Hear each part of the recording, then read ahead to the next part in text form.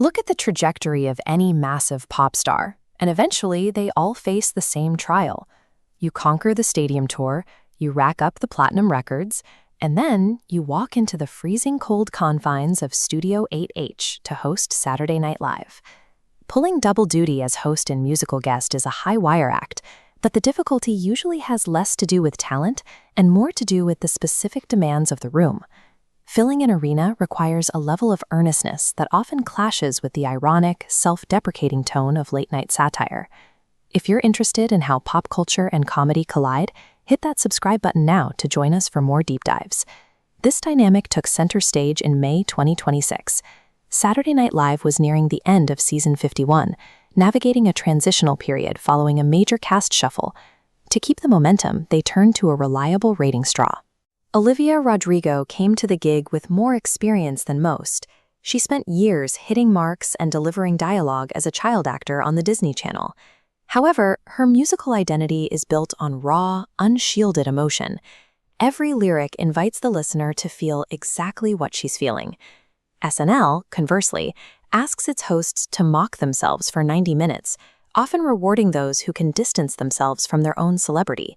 A successful host has to be willing to shed their cultivated cool factor. For Rodrigo, this debut served as a test of whether that vulnerability could translate into a comedy format. When operating as a musical guest, Rodrigo was in total control. Her performance of the #1 hit Drop Dead featured an elaborate cemetery set, with Rodrigo singing from beneath a literal gravestone. It was a theatrical, high-stakes production that leaned into her strengths as a dramatic performer. The show highlighted her status by bringing in Rock and Roll Hall of Famer Debbie Harry to introduce her first set. It was a clear signal that the industry viewed Rodrigo as the next in a long line of icons. Her second performance, the new ballad Begged, added another layer of credibility to the night. She was joined by indie songwriter Y.S. Blood, whose presence gave the arrangement a grounded, critical edge. Within the boundaries of a musical performance, she was untouchable, a master of the specific emotional vocabulary her fans expect. But the momentum changed the moment she stepped into the sketches. Critics noted a jarring shift in energy. Sketches like the soap opera parody Edge of Destiny relied on broad physical comedy and cast members falling downstairs.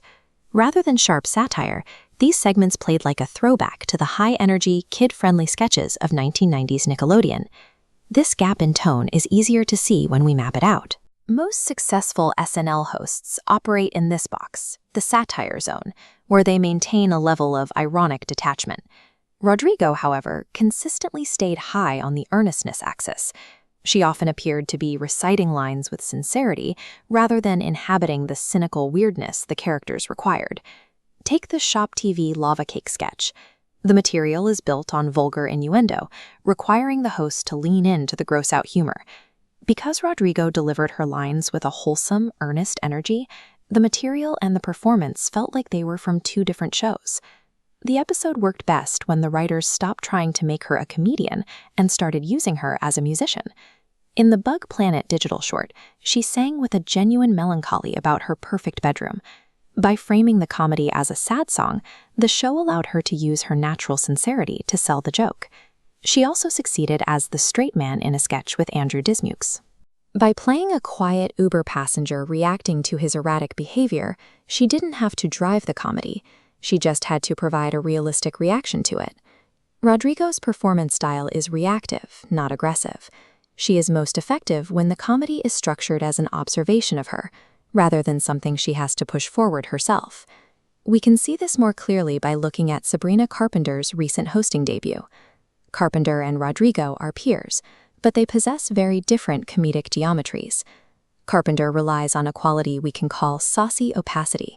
She maintains a slight, ironic distance from her material, which makes her a natural fit for the vintage variety show DNA of the studio.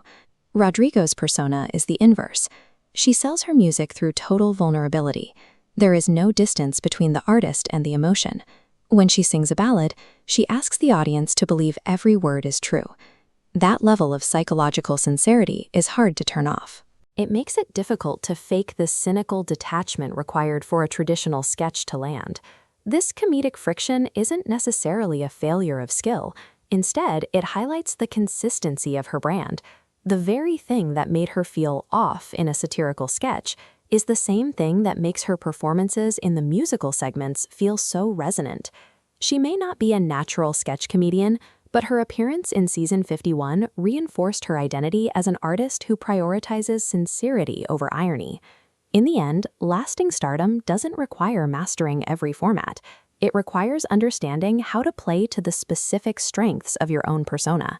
Did you find her sincerity charming, or was the comedy too much of a mismatch? Let us know in the comments below.